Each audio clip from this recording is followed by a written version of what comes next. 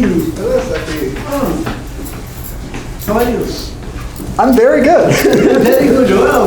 I'm very good. How are you? Good. I like. You like it?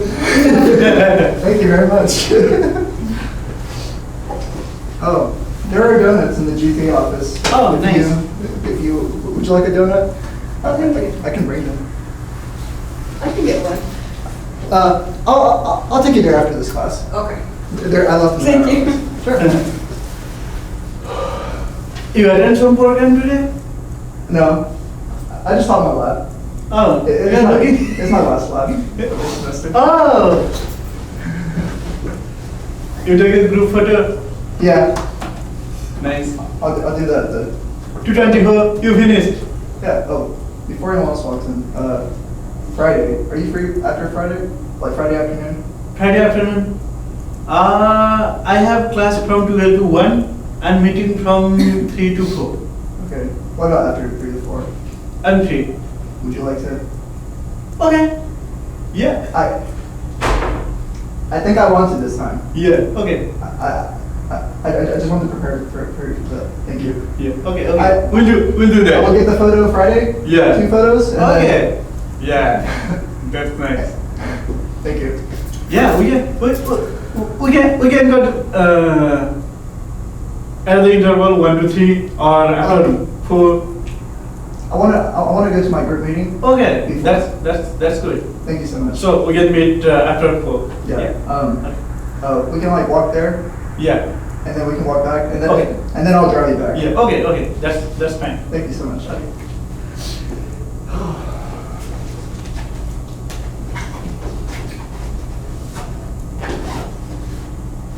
It feels very good. Yeah. Now you looks very happy, man. I look happy. Yeah. I am happy. Yeah. Without stress and.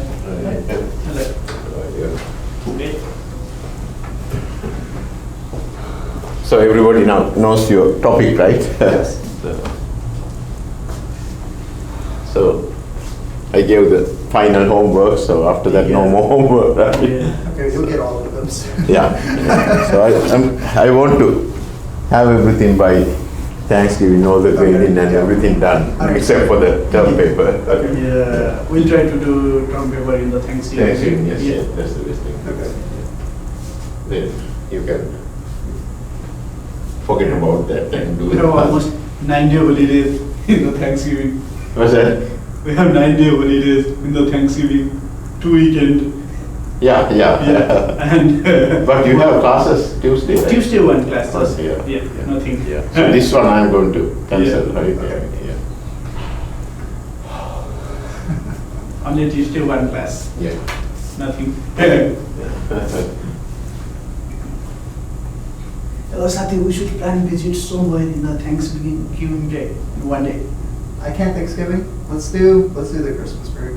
Yeah. Let's do after we finish the final. Yeah. We can go somewhere right after. Okay.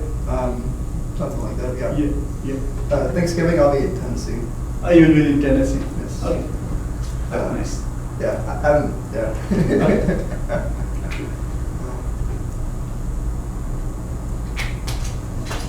But yeah, no. Let's start making a list, and let's just spend a whole day doing that. Yeah. I'll tell you the days that I have some things to do, but yeah, we can try to make at least 3 or 4 trips over the break. Yeah. Because obviously my family too. Yeah. Okay. Hey, Matt. How are you? I'm very good. So good time. Oh. Are you Presenting or something? No, I just taught the last 224 lab. Oh, okay. Fair enough. Oh, hi. Hey, how are you? Good. Good. Matt, Friday at 11 a.m. Adam's room. 11 a.m. Yeah, on Friday. Okay. Adam's room. Yes. Okay. I'll see you. There. Okay, let's get started. So we are talking about superconductivity, right? But superfluidity is very analogous to super conductivity. So we need to talk a little bit. So superfluidity you can see in two different liquids, helium-4 and helium-3. So this was known for a long time, but helium-3 superfluidity was discovered in 1973. So in helium-4, if you look at, helium is a gas, right? So depending on if your PT diagram, for the helium-4, typically you have this low temperature. I'm talking about few millikelvin, like 3 Kelvin or something, very low temperature region. So here, high pressure region, right? So if you go to very high pressure, we know you have solid phase, right? So anything here is low temperature and high pressure. So everybody familiar with the phase diagrams, right? So here basically gas phase. So high temperatures, low pressure, right? So in between you can have this liquid helium. So actually liquid helium, this interesting thing is it has actually two phases. One called the helium 1 phase, another one is a liquid, right? Liquid. So this is helium 1, other one is helium 2. They both are liquid. So this is a superfluid phase. So this is just liquid helium, it's not superfluid. So this happens at this something called the lambda point. So this T lambda, this is about 2.17 Kelvin. So this is the one I was talking to you about. When you cool this one, liquid helium below 2.17, it immediately becomes superfluid. Then it will flow without any viscosity. So that's around 2.17. So typically helium liquefies at around 4.2 Kelvin. So above 4.2 is a gas, right? If you cool it below 4.2, it becomes liquid helium, but that is non-superfluid state. If you cool it below 2.17, it becomes superfluid. Superfluid is very similar to the type 2 superconductors. This is for helium-3. No, this is helium. These are both coming from helium-4 gas. So that means it has 2 protons and 2 neutrons, right? Yes. So this gas, if you cool below 4.2 Kelvin, it becomes a liquid. So but that liquid is, we call liquid helium, we'll say helium 1 phase. So that is normal liquid helium. But if you cool it below 2.17, this has a different phase called helium 2 phase. That is superfluid. So if you have a superfluid, this is more like that type 2 superconductors. Remember I said you have these vortices, right? If you have regions, if you have magnetic field, typical magnetic field will doesn't penetrate through, right? But there are regions magnetic field can penetrate through. That's non-superconducting areas, right? Just like that, superfluid has something called vortices. That means you have, it's like if you have this water, right? If you have a very turbulent water, you see this kind of vortices happening, right?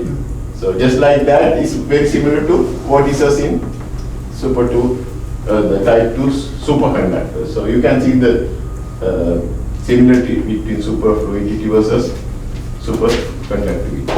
So this is the phase diagram for the helium 4 phase. So now if you start with helium 3 gas, remember this is bosons, right? So bosons means they don't have to obey the Pauli exclusion principle. So they all can condense into one ground state, right? So that's basically the superfluid state. So these are just each helium 4 atom because they are bosons. So, but if you take helium-3, so they are fermions. So this has 2 protons and only 1 neutron. So this one is very similar to superconductors. Remember, in superconductors you have Cooper pairs, right? You have spin opposite and momentum opposite as composite particle. Just like that, helium-3, 2 of these, because these are fermions, 2 helium atoms will make 1 composite particle. So this helium-3, another helium-3, now they become a boson, right? The 2 fermions coming. So then they can condense into 1 superfluid state. Just like superconductor also, ground state, they can condense into 1. These Cooper pairs are bosons. Just like that, helium-3 you need 2 atoms, right? But helium-4, just 1 atom is enough to, because they are already bosons. So here you need to have 2 helium atoms to make 1 composite particle, then they all will condense into 1 state. So you can see here, helium-4, you need just 1 single atom, so they have the condensation, right? But if you have a helium-3, you need to have 2 helium-3 atoms. So same as if you have 2 this Cooper pair electrons. So this, why do they come together? Because of that, the phonon interaction, right?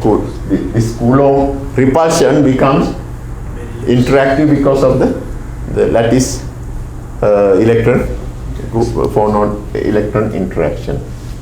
So also I talked about the phase diagram for the helium-4. Helium-3 phase diagram is something like this. Again, you can see this is millikelvin. Here we are talking about actually Kelvin, right? 2.17 Kelvin. This is like 4.2 Kelvin.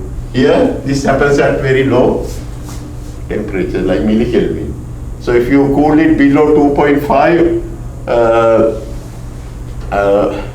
temperature, millikelvin, at high pressure, they form the liquid. Here, these are normal fluid, just like this helium-1 is a normal fluid, right? If you go below this temperature, actually this 2.5, and also at high pressure, you will see the superfluid phase. Unlike helium-2 phase this one has 2 phases, phase A and phase B. So this is the basis of the dilution refrigerators. So yeah. What's the difference between the phases? Phases, they both are still here. These 2 phases are normal and superfluid. But in helium-3, there's a region, the superfluid, still it is superfluid, but they have some little bit different properties. So that's why they are very interested. If you can make this dilution, 1 helium-3, 1 helium-4, you can have some kind of this entropy change. That's the basis of the dilution refrigeration. Okay. The same superfluid, but 2 different phases, slightly different properties, depending on the pressure and temperature. Do you have other elements? What No. happens So with these are the only the special. It has to do with the atomic mass and all Yeah. these things, right? So also the isotopes. You cannot have like helium-3 and helium-4 like Yeah. isotopes for other gases. Right? Okay. Yeah. So we talk about this type 2 kind of superconductors, right? Type 1 and type 2. So type 1 are these old superconductors, right? This aluminum or niobium, tin, all these very low Tc, then we talk about type 2. These are high TC superconductors. We call high TC superconductor. That means your TC, here TC is very low. So high TC can be greater than 100 Kelvin, right? So this type 2 superconductors, then also we know they have this, if you look at the magnetic field versus temperature, we have this critical fields and critical temperature, right? Anything below this, the superconductor, here, these are normal, right? So, but in type 2 superconductors, you have these two different regions. So you can have like this. So you can have TC1, even if you have same TC, you can have two different magnetic field. One critical field 1 and critical field 2, because after here it doesn't become normal, so it's kind of mixed state, right? So if you go above the second critical point, it becomes normal. So you can have the region becomes some mixed state. So that's why you have these vortices and all these things, right? That's why sometimes people call this a dirty superconductor. So it's not. So typically these type 2 superconductors are interesting because your critical temperature is very high, right? That's why people are thinking about all kind of applications, right? This maglev, so the magnetically levitated trains and all these things. So you can think about also especially transmission lines, right? So this radio frequency cavities, energy transmission. That's mostly if you have electricity passing through wires. If you have a resistance, you have I squared R energy loss, right? But if you can make this one from superconductor, your R is 0, right? That means there's no energy loss. So that's why people are interested in making these coils from high TC material. There have been some success. Thing is, they become very brittle. It's very hard to make really long wires. Still, you have to cool it with liquid nitrogen, right? So, if you can make so then transformers, another thing, right? So you can use these things. Then powerful magnets. Remember, you know your typical magnetic field is given by μ0 and I, right? If you have coils, only problem is you cannot put any kind of current for a coil, right? But if it's a superconductor, you can put as large as current, except it cannot be more than the critical current, right? Remember, there are three things we talked about. You have T, then TC, then you have HC, then you have critical current. You cannot have more than the critical current, but these currents are really high. That's why you can make much higher magnetic fields if you can wind superconducting coils. So if you wind typical wires, you cannot put more than maybe 20-30 amperes, right? So, but with superconducting wires, you can put 100-200 amperes. That means you can get magnetic fields even greater than 10 Tesla. But if you go to some this national magnet center in Florida, Tallahassee, so they have magnetic some superconducting magnet. You can get to 100 Tesla. So I recently visited there to give a talk. So when they do that one, when they run, they have to flow like a lot of water, right? You will see when the water is flowing like a large amount of water, you know the magnet is running. Or like they near a river to get the Yeah. So then when the magnet is inside the room is all enclosed, so then the people are operating from outside, maybe several meters away. So you can get to more than 100 Tesla magnets. So there are only few places in the world they can do this. So Florida is one. Actually Tallahassee, Florida State University. I said on a few places. What's that? Why is it only a few places? I think. Because it's so expensive. Oh, okay, yeah. well, yeah. Yeah. Also maintaining and all these things. Yeah. So then NMR. So you know how the NMR works, right? Basically looking at the nucleus, the magnetic spin in the nucleus. So then by applied magnetic field, you can look at how the magnetic field respond to the magnetic field, then how it relaxes, right? If you remove the magnetic field, how the spin relax back, the relaxation time, all these things can be used in the nuclear magnetic resonance. Or sometimes we call MRI. NMR was very scary for people. Nuclear, when you say nuclear, people get scared. That's why now they call it magnetic resonance. It's something. So MRI doesn't sound bad, right? NMR sounds pretty bad. So then tomography, same thing. So you can image, right, using very high magnetic field. So then this low temperature communication, like cavities and all these things. So it's a lot of. So then I have this high TC. This is the one we were talking about, right? This one. So here, I draw H and T. So it's other way around, like this matter. So this is type 1, type 2. So there are a lot of. Please read these things.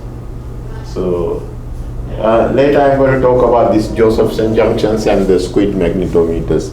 Josephson junction, I just introduced you just like simple tunnel junction, but by having two superconductors with a very narrow insulator. So then the Cooper pairs, so they have Cooper pair wave function, they have some overlap here, right? So you can have tunneling of this Cooper pair. So that's the basis of the Josephson junction. That's I'm going to talk in the next class. So then if you put two of these Josephson junctions, if you have one junction here, then you have another Josephson junction here. If you can make parallel device, and if you apply a magnetic field, you make something called the squid. This is a superconducting quantum interference device, because these Cooper pairs can just go this way, then they make some kind of interference. We'll talk about this one in the last class. So if you do this one, you will see some kind of oscillations in your the current. Josephson, couple of Josephson junction is basically the two parallel Josephson junction in the magnetic field makes the squid devices. Some other levitator trains, some of those things. Okay, now let's get back to some of these things in more details.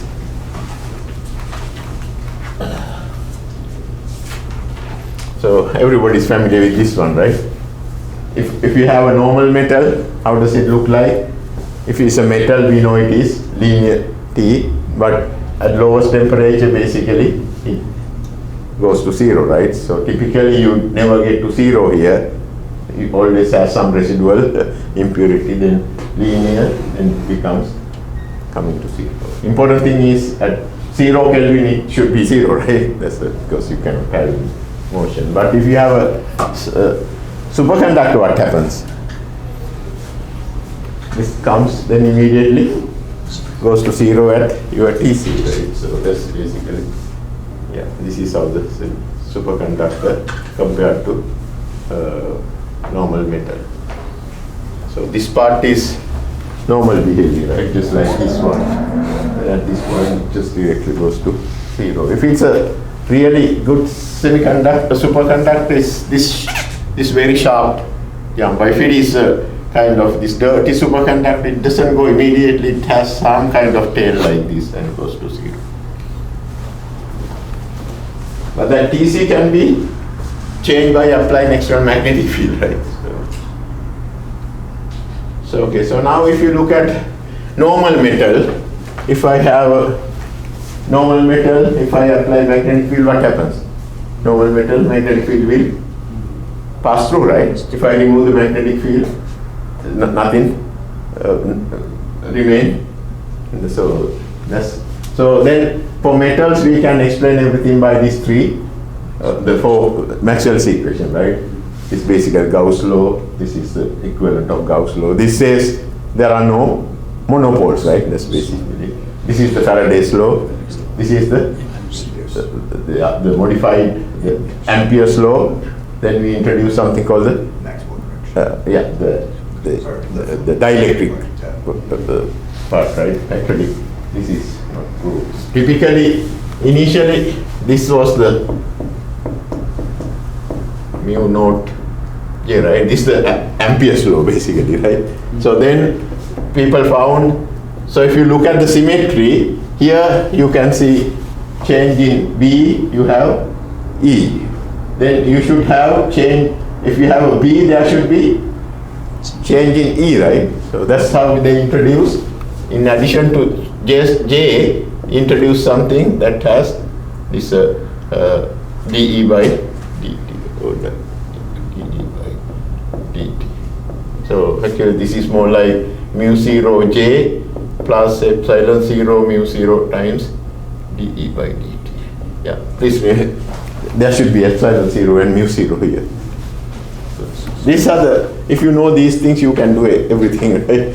Basically for Maxwell's equation. Are you familiar with these things? Probably. Yeah.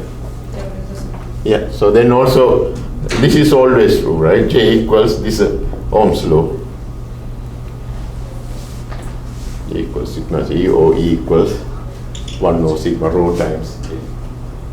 Okay. So then, if you look at the magnetic, we talked about this one, right? Typically, H is the outside magnetic field, then you have magnetization, so then the inside magnetic field, the effective field is given by mu 0 H plus M. Typically M is written as susceptibility times H, so then B becomes mu 0 1 plus chi times H.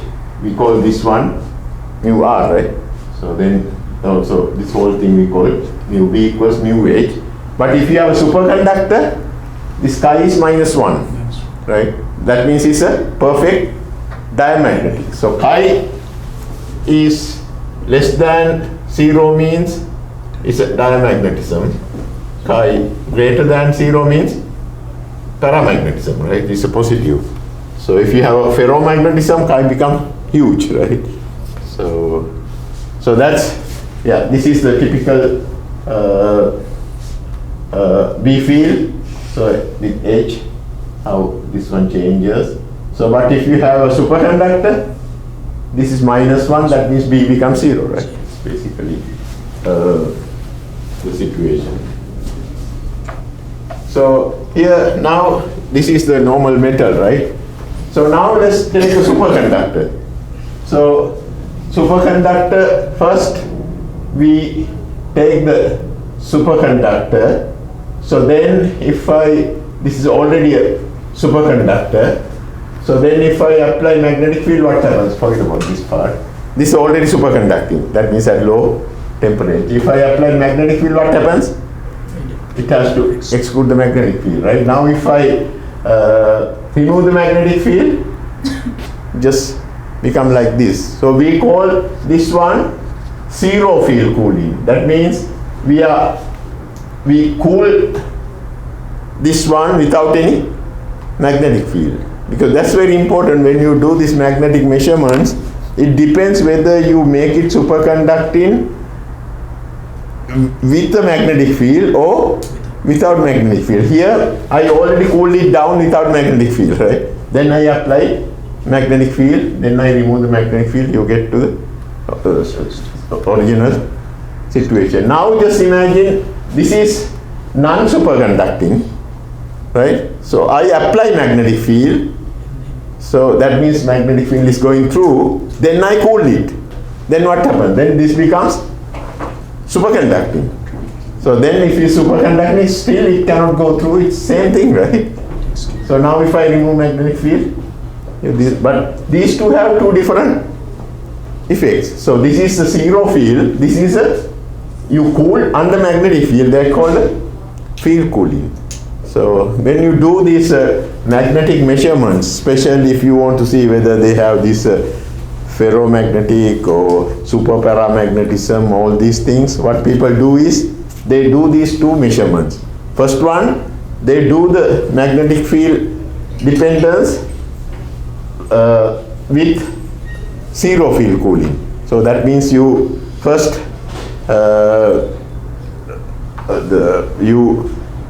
apply magnetic field. No, sorry. You first first you cool it down all the way below your TC, then apply magnetic field and see how when you sweep it back to zero field, what happens. In the second case, you apply a magnetic field, so then you cool the system. So basically, so if you look at any literature in magnetism or superconductors, you will see this is your temperature, this is your, say, susceptibility. Sometimes you see people do some kind of thing. So this is a zero field cooling. That means you don't apply any magnetic field, you just cool it down to this one. In the second case, you will see some different thing happen. This was field cooling. That means at the beginning you apply magnetic field and you cool it down. So they behave differently, right? So that's what the zero field and field cooling means. So we already discussed about this one, how B and minus N looks like, right? So here, this is a normal, so B becomes zero after here, right? But if you look at M or minus N, so typically M is, the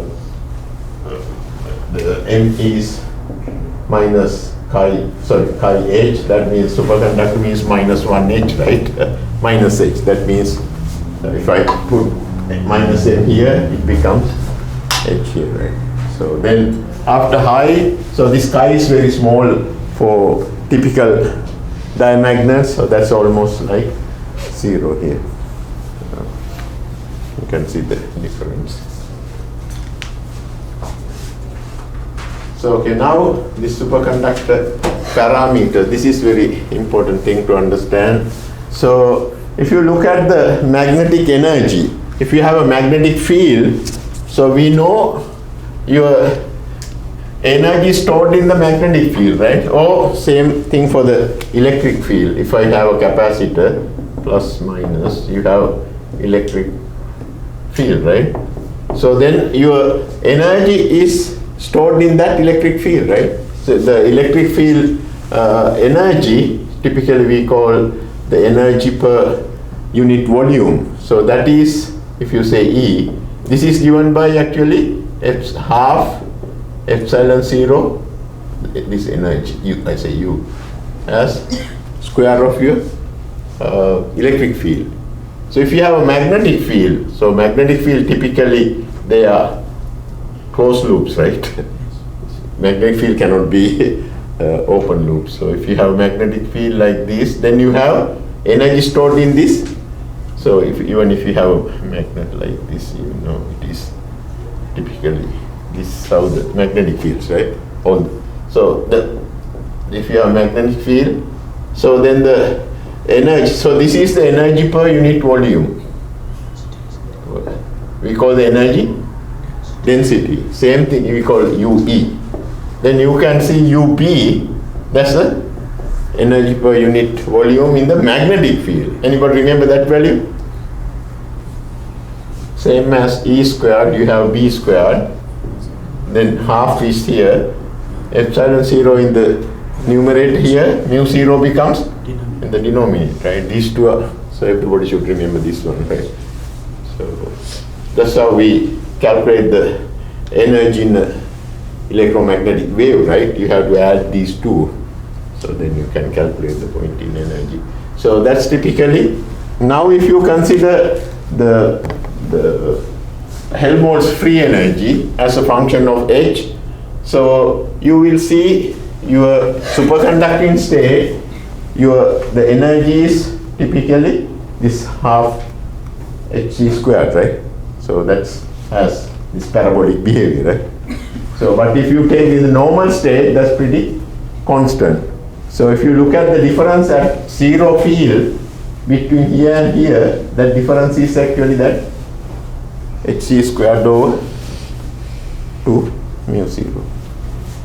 You can see that is the difference in your superconducting versus normal state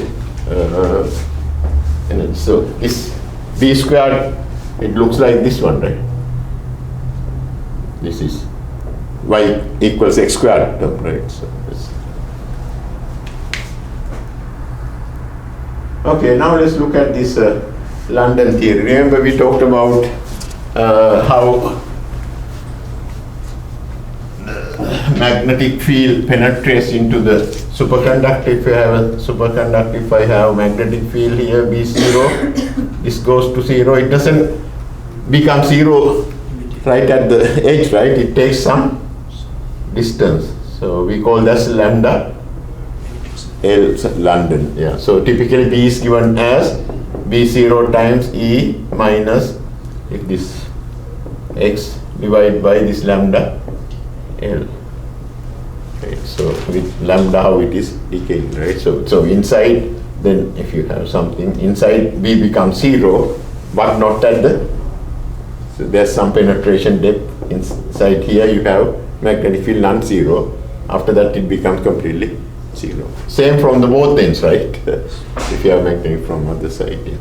So we can easily prove this equation. Very simple. Let me go one by one. Is that correct for you? F equals ma. Ma is d over dt times the velocity of the Cooper pair, Vs, right? Because now superconductors, that means that's a Vs is the velocity of your Cooper pair that you can write. So now if I have electric field, so then I can write force is E times E equals m times d over dt. Vs you can write as, remember always your J is given as E n times V, right? Everybody should remember this one. The J you can write, that means J equals V equals J over En. J, isn't it? That V I can write as J over E times N. So then you can write E.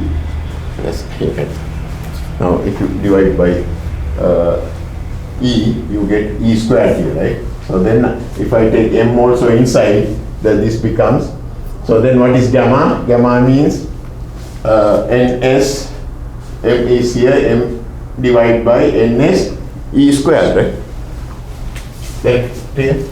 So here I have E equals d over dt. So I take M also inside, right? M Js divided by Ns E squared. Ns times E squared. Yeah, so we write this one Js or M over Ns E squared as gamma. So then this becomes gamma times Js, right? Yes. Okay? Simple. So now, if I write, yeah, this I write, if that's how you got that one. Yes. So now, you can write this one, d Js over dt equals E over this value. That's fine, right? So that's that one. So then now I'm going to take the grad cross of both sides. If I take this one, I have NSE squared, grad cross E, here grad cross this one, right? Now what is grad cross E? You can use the Maxwell's equations, right? Grad cross E is basically minus dB over dt. This one grad cross E I can write as minus dB. That's the third Maxwell's equation, right? So then grad cross djs over dt, straightforward. So now if you take d over dt common for both, right? If you take d over dt, I have this grad cross dj, grad cross js, then you have ne squared, so b, because this is d over dt, right? So you have b. Is it clear? So that's it. So now if this is 0, then this should be constant, right? So time derivative is 0. So actually we'll make that constant as 0. If you do that one, that's a constant, right? So if you do that one, you get grad cross js equals. So that is clear, right? So now we have this equation. It's only ENM, right? Grad cross j is equals minus ns e squared over m times b. Now I want to get something grad squared b function. To do that one, I can basically go and take grad cross again twice, right? So what is this one? Grad cross, grad means? Anybody remember that? Gradient. It's basically, you have grad squared minus grad something, I guess. I think it's minus grad. Yeah, so here, so this is, so from here, I just get the grad, so if you do, grad cross, grad cross means grad dot b minus grad squared b. Yeah, this is grad cross, actually, grad cross, I was agree with grad cross, if you take a b, right? So that is basically grad dot b minus grad squared b. That's basically. So actually here, so I start from this is the equation we had before, right? So now I'm going to take the grad, grad from what did I do here? From here. Let's start from this third equation, or the fourth equation of Maxwell's equation. If you do that one, start from here. So then take the grad of this one. So then you can see you don't have anything coming here because this doesn't have spatial derivative. You only get this term. Then what you get here? This one is basically this one minus grad squared b equals grad cross j, but grad cross j is already from here. That is this one. So now what is this one? Grad dot b is 0. Then you get grad squared b equals mu 0. That's what I wanted, right? Is this clear? Start from the fourth. Just start with this one. That's enough, right? Grad. The typical grad cross b equals mu naught j. That's all you need, right? Third term doesn't. So then, if you take grad of both sides, so this becomes grad dot b minus grad squared b equals mu grad dot j. Grad dot j we already showed this one. So then this is 0. You get grad cross b equals mu 0. Grad dot j is ns e squared over m times b. That's simple. So if you write this one as 1 over lambda squared, grad squared b equals lambda L squared times b. So then lambda L is basically m over mu 0 ns e squared. So what is the solution of this one? B equals exponential x over lambda, right? So lambda L squared is this one. So this one, then b becomes solution for this one is B0 E minus. In this direction they take as C. That's it, right? So you can see how this behaves. Your penetration depth is basically given by this one. So penetration depth is larger if you have a small number of this superconducting the charge density, right? If you have large, then the lambda becomes almost 0. That means it's a much strong superconductor, right? It can goes to 0 immediately. If it is small ns, that means lambda can be longer. Is that clear? Yes, a strong superconductor means you have a lot of ns. That means lambda becomes smaller. That means it goes very quickly to 0. If you have less superconducting Cooper pairs, so these are basically the density of your Cooper pairs, right? So then it goes here. So typically this lambda can be tens of nanometers. Sometimes people call this one superfluid density also, because that's very similar to superfluidity, right? Ns is actually, basically it is there's a superconducting electron density, right? Superconducting electron density. Or sometimes people call it superfluid density. It's a very simple derivation, right? It's basically for Maxwell's equations. Okay, so next I want to talk about this Ginsburg-Landau theory, because it's very hard to do the BCS theory in this class, because BCS theory is very complicated, and so it requires at least 4 or 5 classes. So I just do this Landau-Ginsburg, this phenomenological theory. That's much easier to explain. We can have 4 or 5 classes. Yeah, so if you have a higher level solid state physics, we can talk about the BCS theory. Yeah, when I was a graduate student, we have solid state physics class, then we have one course just on superconductivity, so one whole semester.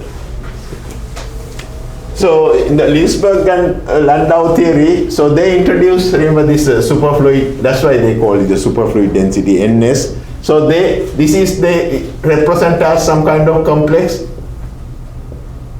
function. So typically they define this Ns as some complex, we call the order parameter times psi squared. So psi is a complex number. It's like the Schrodinger wave function, right? So the psi is a complex number. That means you can write actually Ns as, typically people write something like this, E I pi, something like that. So some real number times some complex number. Don't worry about that one right now. Just remember your Ns, that's the superconducting charge density, right? So that is we define as psi squared. So then this Landau-Ginsburg theory actually, first Landau proposed this one. Actually he got Nobel Prize for this one. So he introduced the Helmholtz free energy, Fs, and the difference between Fs and F normal. This is a superconducting state. So this is the normal state. The difference between these two, he wrote in terms of this, the psi squared. He wrote this one as alpha times psi squared plus beta over 2 times psi 4. So that's really interesting way of how we introduce this one. You have a lot of thinking to do to introduce this function, right? It's not straightforward. So now if you do this one, so if you want to find the, if you draw this function, this fs minus fn as a function of your psi, so you can easily show it depends on your alpha and actually the sign of your this alpha. So to do this one, let's consider this function. So this is the function, right? If you want to find the maxima and minima of this function, so suppose this is f, the difference. So if I want to find the maxima and minima, what do? I just differentiate and find zeros, right? So here I'm going to differentiate with respect to psi squared. If you do that one, what do you get here? So if you take df over d psi squared, you get 2 alpha times psi, right?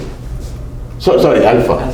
Yeah, psi squared. You just get alpha. Then here if you do this one, you get beta over 2. Then you get psi squared, that means 2 psi squared, right? Because psi squared is, so that means you get Beta psi squared. yeah, 2 times psi squared, right? So you can see alpha and alpha. So if you make this one 0, that means your psi squared becomes minus alpha over beta. So psi squared becomes minus alpha over beta when this function becomes maximum or minimum, right? You know how to do the differentiation, because I'm differentiate with respect to psi squared. So that's why I can 2, then psi squared, because this is psi squared 2, right? That's why 2 comes here, then psi squared here. So now you can see how this is where when your function becomes 0, that means your maximum or minimum, right? So we call the psi when this happens as psi infinity. So it's some number, right? So that's what they introduce here. So now you can see you have, depending on if alpha is a positive number, so the psi alpha squared becomes negative number, right? So that means it's a negative, but you get only 1 minimum point. But if it is alpha is a negative number, this becomes positive. Actually, you will see 2 values for psi infinity. So this is for alpha negative. That means this term becomes if you can, now you have to substitute this into this function, right? So just do that one and see where it becomes 0. You can easily show, it's simple, this geometry problem, right? If you do alpha greater than 0, this function f shows only 1 minima. We know that minima should be this psi infinity, right? That's the minimum. For the alpha equal greater than 0, that is the minimum. But if alpha is negative number, you will see actually 2 this psi infinity. Psi, negative psi infinity. They both are negative, right? Like this.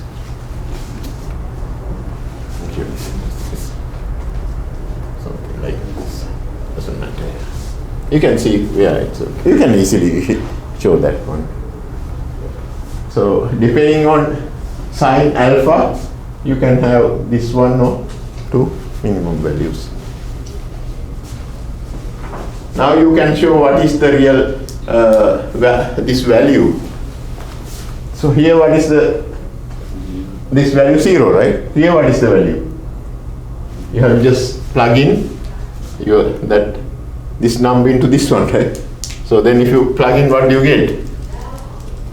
So if I alpha psi squared you can write as minus alpha over beta plus beta over 2. Then psi 4 becomes alpha squared over beta squared, right? If you do that one, you get minus alpha squared over beta plus, you can see 1 beta cancel, alpha squared over 2 beta. This is 1 beta, 2 beta, that means this becomes minus alpha squared over 2 beta. So this value is minus alpha squared over 2 beta. That happens at that minimum value. Yeah, so that is minus alpha squared over 2 beta. That is the value, this value, right? So then to calculate this BC, so this is the free energy change. So that free energy change can be compensated by applying some magnetic field. So magnetic field energies, so this is alpha squared over 2 beta. That should be equal to, what is the magnetic field energies? BC squared over 2 mu. From here you can calculate your BC as mu 0 alpha squared over beta. 0 alpha squared over beta. From here you can calculate your BC. You can see how nicely this simple function can explain all these interesting properties. Did he get the Nobel Prize for this? Oh, no. So then they have to introduce some vector potential term also into this one. Okay. So this is just basic understanding. So I'm not going to show everything. Actually with this one, he could show even this London theory, and all these things could be proved from this simple. Everything started from this simple function, right? That's all. But how he introduced that function is so this alpha psi squared plus beta over 2 psi 4.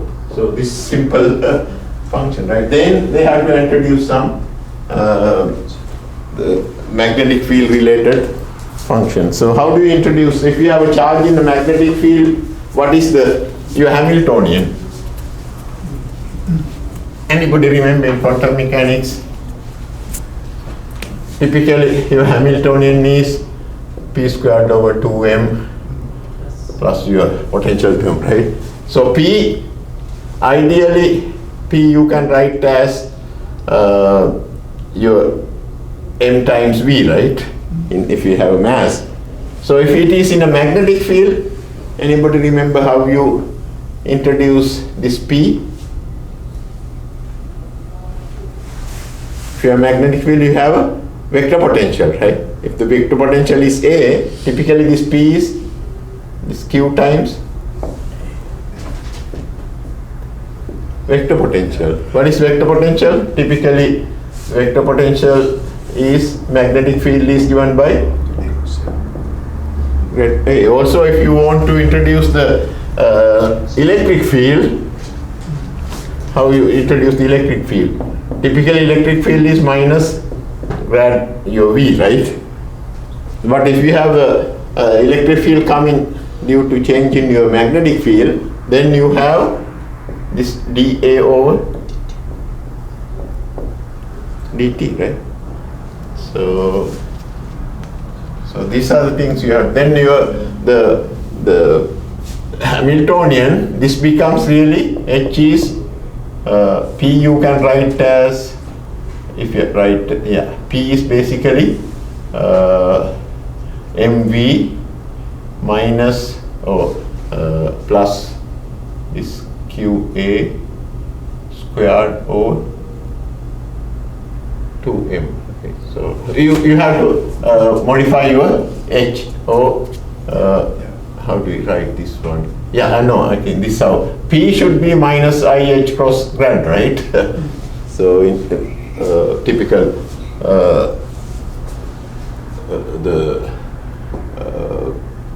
Then it becomes your little plus. the notation, then you can write this one as grad minus this QA. Yeah, that's how you should modify this one. We'll talk about that one later. How do you pronounce his name?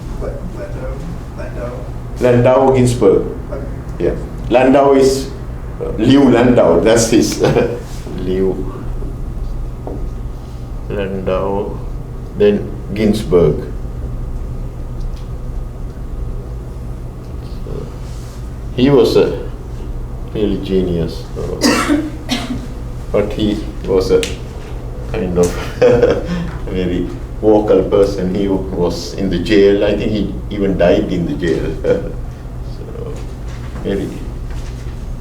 So, I don't know if you guys haven't used the, when we were in graduate school, Landau lift ship, that textbook, that was the classic textbook. If you can solve problems in that book, you can do any problem in the world. That's so difficult. So Landau lift ship, still maybe they're available. Landau, and his student is lift ship. Lift ship. These textbooks, more like that 5-month series, but 5-month series not very difficult problems. Landau lifted a lot of difficult problems. So still you can find these books. So I remember all days in qualifying exams, people practice from Landau lift ship problems, very difficult problems. Did you? Huh? Did you? Oh, compared to here. So actually I remember University of Chicago, MIT, Princeton, those places, they are qualifying exam problems were mostly from this Landau lift ship. But that was a long time ago. Oh yeah, I think this is what I was trying to. Yeah. So typically your Hamiltonian is this one, right? P is basically this one. So then if the charge is in a magnetic field, we introduce additional term given by this Q times the vector potential. So A is related by these equations, right? A typically B equals grad cross A. I think you do all these things in ENM. So then that Landau theory, we only talked about this one, right? Remember? Now we have to introduce the additional term. What is that additional term coming from? This one, that is 1 over 2m. Now P becomes minus IH cross, then this grad minus Q times A. What is Q here? It's a Cooper pair that has 2 times E, right? Times A, then psi squared plus then the magnetic. And that is the complete this function for this superconductors. So even considering the magnetic energy. So now how do you do this one? So if you want to do this one, you have to kind of find the functional of this one. So you have to take the derivative with respect to, in this case we can take derivative with respect to psi squared, and also you can take the derivative with respect to A. So then we make that derivative 0.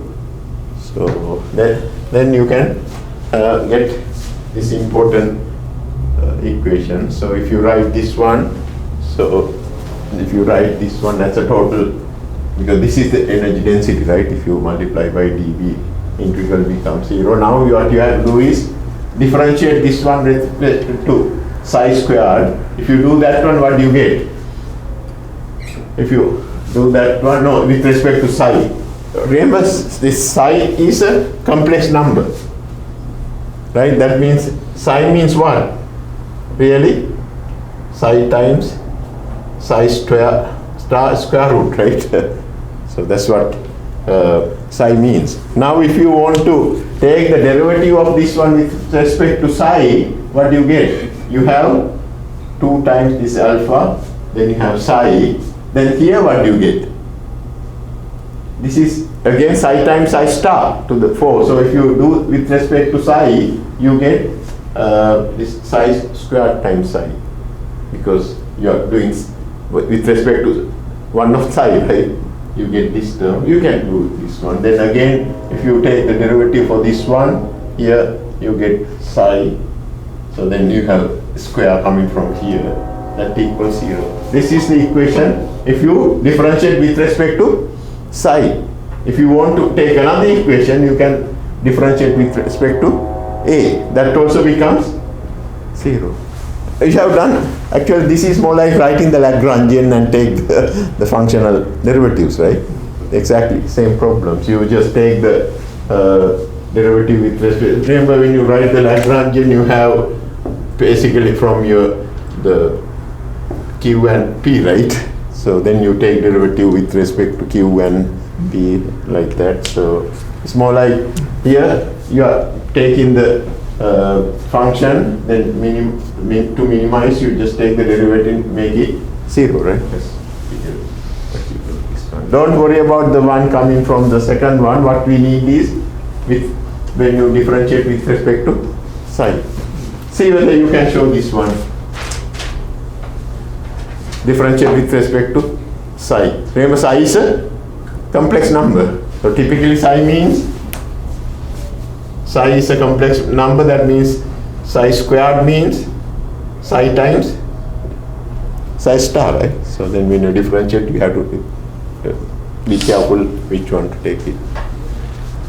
So yeah, this is what I want to get into. So that's the equation, right? When I differentiate this one, is that clear? So now what we are going to do is remember the minimum value of psi squared. We showed that is this one, right? That's basically this value. If I had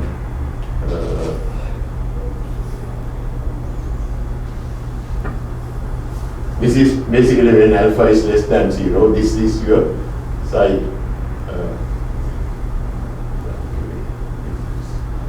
These are negative numbers, right? This side negative. So this alpha squared, this is given by minus alpha over beta. We showed that one, right? So now if I can write this one normalized to psi infinity, you can write this equation. You can just manipulate alpha and beta, right? Alpha over beta is basically you can write as alpha, this one.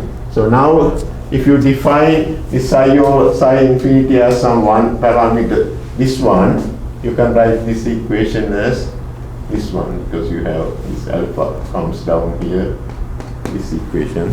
Now this psi is actually, you can neglect this to the power 3 value. So then what you get is, so this is really interesting. So what you are getting is your grad squared, this function, this one. This psi means really your that psi divided by that psi infinity, that normalized value. So this is given by, if you forget about this one, then this becomes, you can see 2m over alpha, that's a function of t, sorry, grad squared psi equals psi times, yeah, that's fine, it's alpha, 2m times alpha t, so this is this one times psi, right? Divided by h squared. Yeah, divided by h squared. So if you write this function, this is very similar to what we had. Remember, grad squared b was some 1 over lambda L squared times b, right? Yes. So we have something similar to that one. We'll write this one as theta squared, 1 over theta squared. So then I can write this one as grad squared, this one equals, actually without 2 over theta squared times this one. Similar expression, right? But now theta squared is given by this function. You can calculate this one because we replace this one with theta. So this is the actually most important things. Now we have from this one we have the penetration depth. That means in the superconductor how it is going to 0. Here this theta is the most important parameter. That's called the coherence length. So theta is called the coherence length. That tells you how this superconducting wave function, so this is superconductor, this is a normal, right? So in the normal state, there's no this wave function, right, theta. So now inside the superconductor you have this the theta function taking over. So this theta defines how this one spreads over the superconductor. So at the beginning there's no superconductivity, right? There's no theta, but it tells you how it is developed inside the superconductor. So the magnetic, if you have a magnetic field, we know how it is going down as E minus lambda L over this X, right? This one tells you how the wave function or superconducting order parameter. So that spreads over the superconductor. So there's a comparison between this lambda L and that theta value. So that's what we talk about. We call this one coherence length. So please remember, this is the two important parameters. Theta is basically given by this grad squared. This one is given by 1 over theta squared your psi. So theta is the coherence length. So coherent length means it tells you how the superconductivity develops inside the superconductor. Then we have grad squared B as 1 over lambda L squared times your B. So that lambda L tells you how the magnetic field is going to decay inside the superconductor. So here you can see, here there's no superconductors, right? So there's no that coherence length. So then it is going to develop inside the superconductor. So we call this how it develops in the superconductor. So because if you look at this solution to this one, it is more like size given like E some lambda theta something, right? So it depends on your theta. So we call that theta as the coherence length. So in this one you can see, so already during this coherence length your superconductivity already established, right? So inside throughout here you have that your superconducting wave function, but that starts where? During this coherence length. If you have the magnetic field, that decays in that the penetration depth. These are the two important parameters. So let's see how we can correlate these two. So depending on your theta, whether this is greater than lambda L or, so lambda L is much greater than theta. So in this case, if your lambda is large, how does it look like? It will go like this, right? So these are the two situations. See, in one case, if theta is much larger, that means you have this is developing, it takes this theta, right? So but lambda is going to go down like very fast. Lambda L is much smaller, right? So in this situation, how does it look like? Lambda L is much larger than, that means this goes to zero very slowly like this, and theta goes very fast like this, because this is your coherence length, this is your lambda. Can you see the difference? So theta large means it develops like that.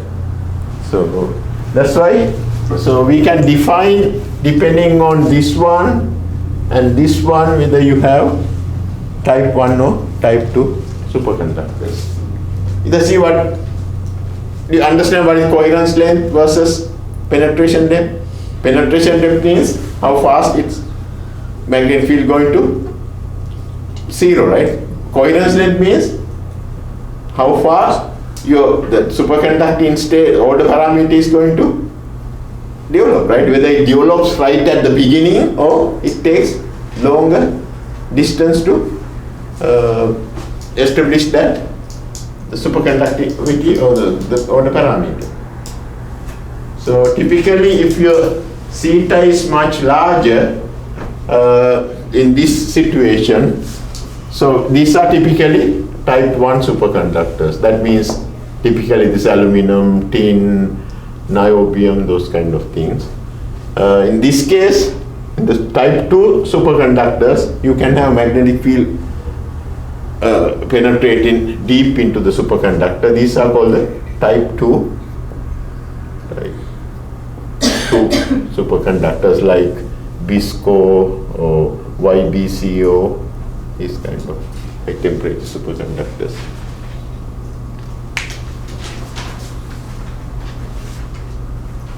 So here, this is what I was trying to say, right? In this situation, can you see here, which one is larger in this diagram? So lambda is very short, right? Here, the coherence length is much larger. In this case, you can see coherence length is very short, but lambda is much longer. So here lambda is larger, here theta is larger. So then we have actually some energy difference, the surface energy, how that one can be correlated to this one. No, it's almost time. I will stop right here. So maybe Thursday I will quickly finish the superconductivity thing and start the magnetism. Then only 2 more classes, right? Yeah. So I think magnetism is more important for many people, even for you are doing something on magnetism, right? So I think that's important to talk about. Superconductivity, we don't do much research on superconductivity here. I do a little bit on this magnesium diboride superconductors. They are not really high TC. Okay, so I'll see you Thursday. So then no class on next Tuesday. Tuesday and Thursday. Yeah, Thursday anyways. University is closed, right?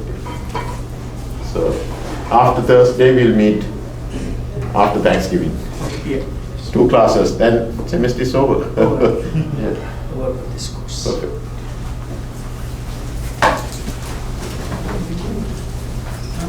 Do you think you have a quick real fast?